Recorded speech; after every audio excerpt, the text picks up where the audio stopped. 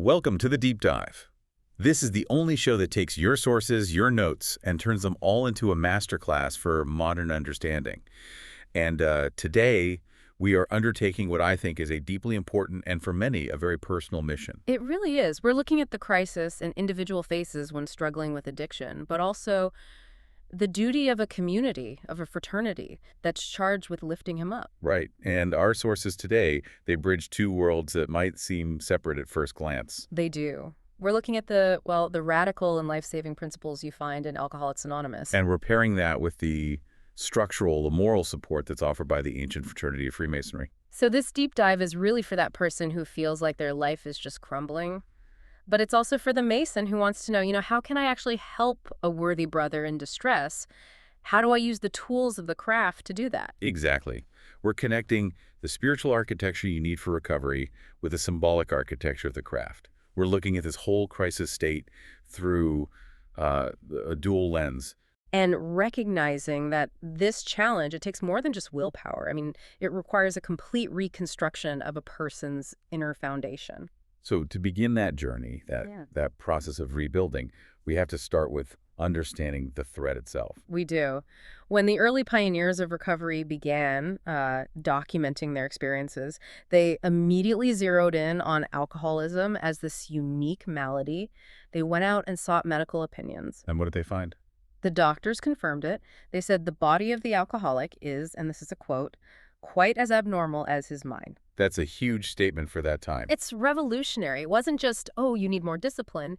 It was an acknowledgement that there's a physical factor here that makes stopping, it makes it virtually impossible. So they were convinced their bodies were sickened, that it created this physical craving, or maybe a physical inability to stop once you've started. Exactly. And they believed any picture of this disease that leaves out that physical factor is it's incomplete. Okay, so that's a critical piece of the puzzle. But as you said, it's a dual problem. If the physical side is what happens after you start drinking. Right. The main problem, the thing that, kicks off the whole catastrophe, that centers squarely in the mind. The thinking that happens before the drink. Precisely. We're talking about what the literature calls the appalling lack of perspective. It's this psychological mechanism, this baffling spiritual blackout that lets a person take that first drink. Even though they know intellectually the havoc it created just last week or last month. Every single time before. And that word appalling, I think it's so important. It suggests a level of irrationality that's almost impossible for a non-alcoholic to even wrap their head around. The person might have 100 reasons why they did it. Stress, a celebration, some bad memory. And some of them might even sound plausible. But at the end of the day, they just don't know why the resolve they made yesterday completely vanished. It's like a temporary spiritual insanity. That's a great way to put it. The logic is just broken. It's like someone with a bad toothache deciding to, hit themselves in the head with a hammer to make the first pain go away. And if you point that out to them, they'll either laugh it off or get irritated, or they'll tell you, truthfully, that they have no more idea why they did it than you do. Memory of the pain, the consequences, it's just gone in that critical moment. So, okay, we have this dual challenge, a physical abnormality and a mental compulsion. That really sets the roadmap for this deep dive. It does. We need to explore the reality of this crisis state, detail how that foundation actually cracks. Then we'll get into the principles of this radical personal recovery, which offers a proven solution. And finally, we'll show how the symbolic and moral framework of Masonry provides the perfect structure, the tools, the blueprint, really, for any worthy brother in distress to rebuild, and for the fraternity to help lift him up. Okay, let's start at the beginning of that collapse. The progression of necessity. Yes. Our sources paint a pretty terrifying picture of how alcohol stops being a luxury or even something social and becomes a literal requirement just to exist. It's that switch from a habit to a life support system. Right. In Bill's story, you see the staggering consumption that was needed just to function. The sources mention needing, get this, a tumbler full of gin followed by half a dozen bottles of beer.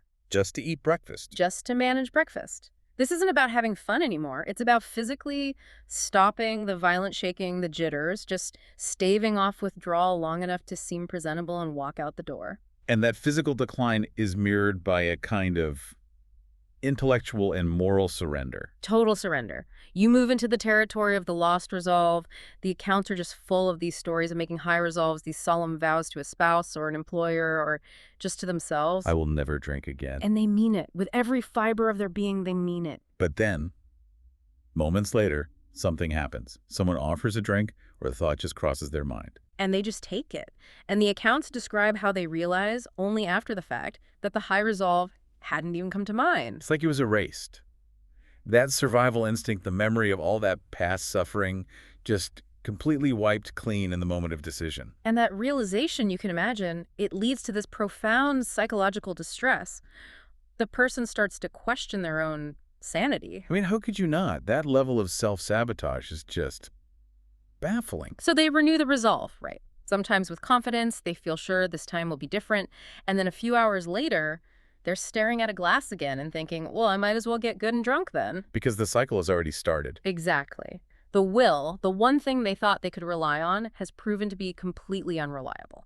And this cycle, this repeating, predictable failure, it leads to what the sources call the jumping off place. The ultimate state of isolation, spiritual darkness. The individual literally can no longer imagine life, either with alcohol or without it. The pain of drinking is unbearable, but the thought of life without their only comfort is terrifyingly empty. A loneliness such as few do. That's how it's described. You feel completely alone, misunderstood, utterly beaten. And the desperation can get so overwhelming that some people, they consider suicide. Absolutely. The accounts talk about people reaching that point, fueled by denial and this intense self-loathing, where they decide the only way out is to end it all. Which is the tragic endpoint of self-deception just running wild. And denial is really the engine driving this whole collapse, isn't it? It is. It's incredibly hard for an alcoholic to have an honest self-assessment. They build these complex, ways to fool themselves, often projecting this image of stability to the world. You see that classic example of the ex-drinker who says, oh, I don't miss it at all, feel better, work better, having a better time. And everyone praises him for it. His friends, his family, they all see this great discipline. But inside, as those who've recovered will tell you, he's just whistling in the dark to keep up his spirits. He's fooling himself. he'd give anything to have a few drinks and get away with it. Anything. But he knows he can't. So what he has is, well, it's dry misery. It's not sobriety. And that self-deception keeps him miserable and isolated. And it pretty much guarantees he'll go back to drinking eventually. And on top of all this, for a lot of people, there's another barrier, a big one, the spiritual requirement. The atheist and agnostic dilemma. Yes. For people who see themselves as purely rational, secular, maybe hyper-intellectual, the idea of a spiritual path can feel impossible, an insurmountable hurdle. They might be cynical about organized religion or spiritual concepts in general. And what's so crucial here is that the founders of the program, they faced this exact problem head-on. It did. And they make a point to cheer the listener, noting that about half of the early AA fellowship considered themselves atheists or agnostics. So if you're out there struggling with the spiritual side of this, you are in very, very good company. They realized they had been, what was the phrase, cynically dissecting spiritual beliefs. Instead of just looking at the reality in front of them, the reality that many spiritually minded people from all kinds of traditions, Christian, Jewish, Eastern, they were demonstrating a level of stability and happiness that the alcoholic desperately needed just to survive. They were so focused on the human defects of spiritual people, the hypocrisy, the judgment. And using those individual failings to just condemn the entire concept of faith, they were being intolerant while complaining about intolerance. So they missed the reality and the beauty of the forest because we were diverted by the ugliness of some of its trees. Yes. They built an intellectual and spiritual wall where one didn't really need to exist. The problem wasn't God or spirituality. It was their own perspective on people of faith that was blinding them to the solution.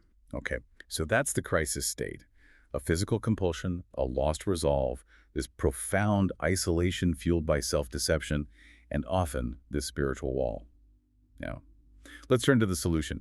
How does this recovery process actually provide the tools to rebuild a life? This brings us to the architecture of spiritual recovery, and it starts with a foundational shift. And the genius of it is in its simplicity, its non-dogmatic nature. It is. For that intellectual struggler, that ice-cold mountain of logic they've built, It starts to melt when they hear one key suggestion. Why don't you choose your own conception of God? That's the one. That instruction is the first piece of necessary surrender. It melted the icy mountain that one of the founders had shivered in the shadow of for years. The turning point just requires a willingness to believe in a power greater than yourself. Willingness, not instant faith. Just willingness. And that forms the basis for the first 3 steps, which are really the entry point. So step 1. Step 1 is the admission. We admitted we were powerless over alcohol, that our lives had become unmanageable. This is the final surrender, letting go of the ego that keeps saying, I can fix this myself. You're finally letting go of the wheel. Because you know your driving is suicidal. Right. And that leads you to step 2. Came to believe that a power greater than ourselves could restore us to sanity. And this isn't about theology, is it? It's about necessity. Pure necessity. You realize your own willpower is insane. It keeps leading you back to the drink. So you have to find an external source of power. Maybe that's the group, maybe it's the principles, maybe it's a traditional God. It doesn't matter at this point. And that culminates in step 3. Made a decision to turn our will and our lives over to the care of God as we understood him. This is the commitment. This is the moment you decide to follow the new blueprint, even if you don't fully trust the architect yet. You're deciding to stop directing your own life. And to be willing to follow spiritual guidance instead. This decision is absolutely crucial because without it, the hard labor that comes next, it's impossible. And that hard labor is step 4. The personal moral inventory. The necessity of inventory. The program makes this really great parallel between character and commerce, a business that doesn't take regular inventory. Usually goes broke. Exactly. So recovery requires a moral fact-finding and a fact-facing process. A business owner can't fool himself about what's in his stockroom, and you can't fool yourself about your character defects. It has to be rigorous, written, and detailed. And the really revolutionary thing here is the shift in focus. It's paramount. Most people, when they look back, they think about how others were wrong. My boss was mean, my spouse cheated, the government's unfair. And that's as far as most alcoholics ever get. They just stay sore about it. The inventory flips that completely on its head. The instruction is to resolutely look only for your own mistakes. Put aside what others did. For this inventory, disregard the other person entirely. Where was I selfish? Where was I dishonest or self-seeking or frightened? The inventory was ours, not the other man's. You have to put those faults down in black and white, admit them, and be willing to set things straight. And it gives you these incredibly practical tools for dealing with really ingrained emotional habits, especially resentment. Which the literature calls the #1 offender. So when someone has wronged you, instead of reacting with anger or bitterness, the approach is spiritual. You view that person who wronged you as spiritually sick. Right. If they harm you, it's because they are ill. You wouldn't hit a sick man. You wouldn't argue with someone who's delirious. You ask for tolerance and pity and patience for them, just like you'd give to any sick friend. And this isn't just about being a good person, is it? It's self-preservation. Absolutely. You avoid retaliation because if you treat sick people badly, you destroy your chance of being helpful to them. And more importantly, you destroy your own chance for recovery by letting resentment take root in your own mind. It's a house cleaning mechanism. So once that rigorous self-inventory in step 4 is done, the next step is a kind of public confirmation. Step 5. Admitted to God, to ourselves, and to another human being the exact nature of our wrongs. This is confession. Sharing that inventory with someone else, holding nothing back. And the sources describe the rewards of this as being immediate and profound. A sheer delight. Fears fall away. You get the strong feeling that the drink problem has disappeared, and this sense of the nearness of our Creator. It's described as walking hand in hand with the spirit of the universe. The burden of all those secrets and all that shame is just lifted. And you're free to move forward. That clarity of conscience then lets you move on to the next steps, which are about removing those defects you just uncovered. Step 6. Being entirely ready to have God remove all these defects of character. This is surrender again. You're acknowledging these faults are so deeply ingrained that you need a spiritual solution, not just a promise to try harder. And it's followed by step 7, which is the active part. Humility. Humbly asked him to remove our shortcomings. You're asking for help from that higher power you've decided to trust. It's recognizing that your own ego and willpower aren't enough to truly transform your character. And that's huge for people who are used to solving every problem themselves. Huge. Then you move into the phase of moral repair. Step 8. Made a list of all persons we had harmed and became willing to make amends to them all. This is the prep work for re-entering the world with integrity. A clear-eyed look at the human damage the disease has caused. Followed by step 9, the action. Made direct amends to such people wherever possible, except when to do so would injure them or others. This is rectitude in practice. It takes courage, honesty, and wisdom to make sure your apology doesn't just cause more pain. So you're physically manifesting these principles out in the world. You are. And once that foundation is rebuilt, the last few steps are all about maintenance and service. Step 10 is the daily inventory. Continue to take personal inventory, and when we were wrong, promptly admitted it. It's realizing that moral maintenance isn't a one-time thing. It's a continuous process. You catch the selfishness or the dishonesty in the moment before it can build up and cause a relapse. And step 11 keeps the spiritual life active. Sought through prayer and meditation to improve our conscious contact with God as we understood Him, praying only for knowledge of His will for us and the power to carry that out. It keeps you connected to that source of power that saved you, focused on being useful instead of self-centered. So this whole process, from surrender through construction, repair, and maintenance, it all leads to step 12. The mechanism for keeping this freedom. Having had a spiritual awakening as the result of these steps, we tried to carry this message to alcoholics and to practice these principles in all our affairs. And that attempt to pass recovery onto a newcomer, it plays a vital part in your own recovery. It's the paradox of the program. You keep what you have by giving it away. Service becomes the lifeblood of sobriety. It's so fundamental that the text says you shouldn't even be offended if the newcomer says no, because they've actually helped you more than you've helped them. Just by listening. Your job is just to be maximally helpful to others, even if that means going to the most sordid spot on earth on such an errand. Now, before we pivot to how the craft supports all this, we need to make an important clarification. A very important one. This is a spiritual recovery, yes, but it does not mean you abandon human health measures. Right. The program is very clear that members shouldn't hesitate to take their problems to doctors, psychologists, psychiatrists. Their services are often indispensable. The spiritual program complements medical and mental health care. It doesn't replace it. That includes talking to doctors about prescribed medications. Yeah. Right? Because misuse of anything can threaten sobriety. Absolutely. You treat the alcoholism first, but you don't discount the help that good doctors and therapists can provide. The goal is total wellness. Okay, so we've established that recovery is this complete, multifaceted process of moral and spiritual reconstruction. A total rebuild of the foundation of a man. It is. And if we're talking about building a life, about creating a new structure on a solid foundation, well, then we have to look at the ultimate architectural society. The one that provides the tools you need to maintain that structure once it's built. And this, for me, is where it gets really interesting. Connecting this whole spiritual path, this intensive rebuilding of character, to the craft's original mandates and its moral blueprint. Freemasonry is, at its heart, a system of morality veiled in allegory and illustrated by symbols. So if the AA process is about divesting yourself of vices and superfluities, then the craft has the perfect symbolic framework and, frankly, the duties built right into its structure to support that exact work. Let's start with the charge given to a new entered apprentice. It's like a preemptive strike against the very illness we've been talking about. It is. The charge states he must avoid all irregularity or intemperance, which may impair your faculties or debase the dignity of your profession. So intemperance isn't just a personal failing. In a Masonic context, it's a violation of your duty to yourself and to the craft. Exactly. The very definition of a worthy Mason requires a clear mind and upright conduct. So if a brother is struggling with intemperance, he's struggling with the foundation of his obligations. And that makes the duty to help him all the more urgent and appropriate for the lodge.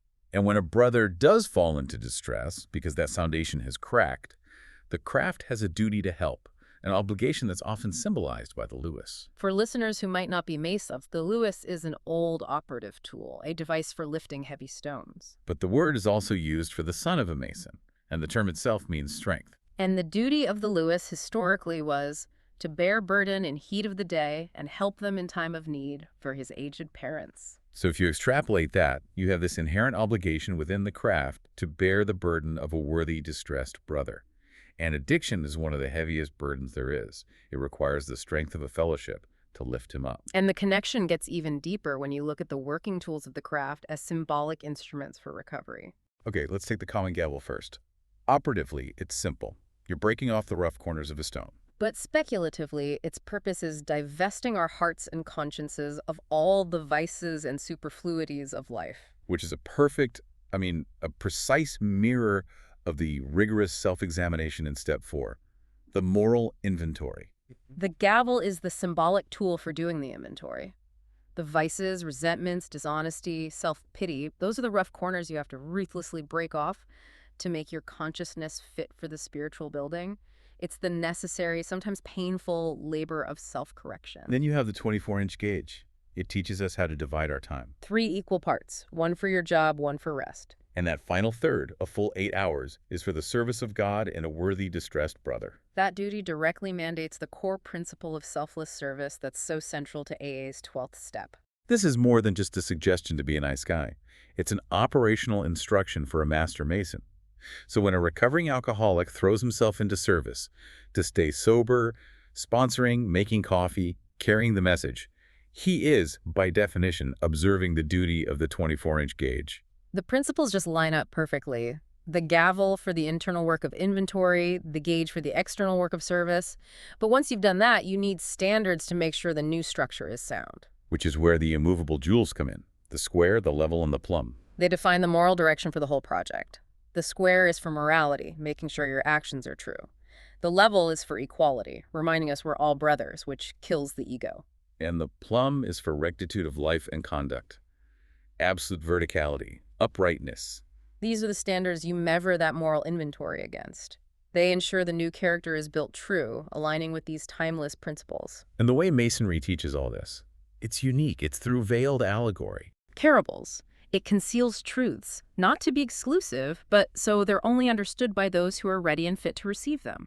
And the devastation of hitting bottom, the absolute submission of will required in those first 3 steps. That painful, accelerated path to humility. It actually makes the recovered alcoholic the perfect candidate to understand these deeper moral insights. The self-discipline required to stay sober prepares the mind to receive the truth behind the symbols. They become truly operative in their spiritual labor. It really seems like Freemasonry offers the ultimate environment for sustained recovery, a supportive, structured fellowship that reinforces the very duties you need to stay sober. Absolutely.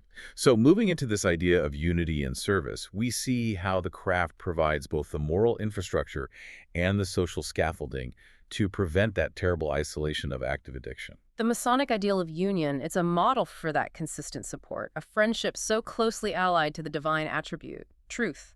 That unified fraternity is the exact antidote to the loneliness and self-pity that haunts someone trying to rebuild their life.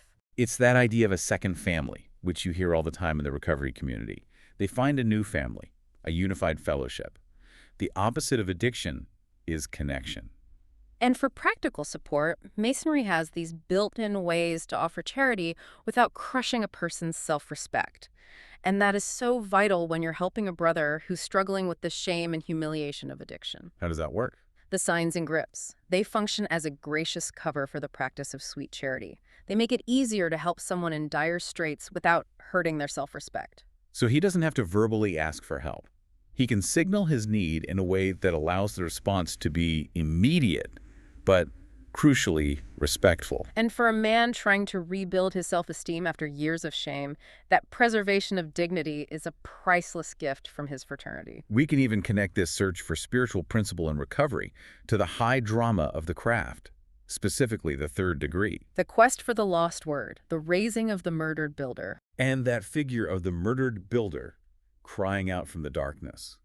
That's a powerful echo of the spiritual death the alcoholic feels at that jumping-off place. Manly P. Hall wrote about this. The spiritual liberation comes when the alcoholic realizes, I am responsible for those walls. His daily actions were the ruffians murdering his own spiritual self. So the work of recovery, the gavel, the gauge, the plumb, is the work of raising that murdered builder from within and finding the Master's word again. True spiritual power. And while Masonry is ancient, this philosophy of service is totally compatible with the modern global reality of recovery we see in AA today. The reach of AA World Services is a modern expression of the Lewis's duty on a massive scale. The reports show this incredible commitment to carrying the message globally. And that includes the crucial work of translating their literature. So the message is accessible to everyone. The Big Book being translated into Twi in Ghana, or Rarotongan in the Cook Islands or Navajo. It's a global effort to reach the worthy, distressed brother, no matter where he is. And they do all this while sticking to that core principle of attraction, not promotion. Right. The goal is to let the suffering alcoholic know a solution exists, but they rely on the power of recovery itself to draw people in. Personal anonymity is protected. But the fellowship itself is not anonymous, and that balance is what makes it so effective. One member said that when he was drinking, he just fought anyone who tried to change him. But in AA, he found acceptance, and that allowed him to step into the fellowship without shame. And all that service work, whether it's at a global conference or just sweeping the floor of your home group, it strengthens your own sobriety. It does. Even putting $1 in the basket, the seventh tradition, is a form of service. By maintaining the integrity and reach of the fellowship, you're maintaining your own life. So if we bring these two great streams together for a final synthesis, it seems like the convergence is just stunningly complete. It is. The intense moral reconstruction needed in recovery, the inventory, the spiritual dependence, the selfless service, it's all fundamentally mirrored and supported by the timeless tools and duties of the craft. The common gavel is the tool for step 4. The 24-inch gauge is the blueprint for step 12. The Lewis's duty is the sacred mandate for the fraternity to lift a brother up. And both paths emphasize that the highest attainment comes through self-labor and service to others. The core truth is that we are responsible for the walls that confine us, and we have to do the labor to tear them down. With that rebuilding process, it's not a vale of tears, is it? Not at all. As spiritual progress takes hold, this disciplined spiritual way of living becomes a powerful health restorative. It leads to happiness, joyous, and free living. There's that poetic insight that confirms it. The builders of joy are the children of sorrow. The pain of the illness paves the way for a deeper, more profound happiness than the person ever knew was possible. And a usefulness that often transcends whatever they did before.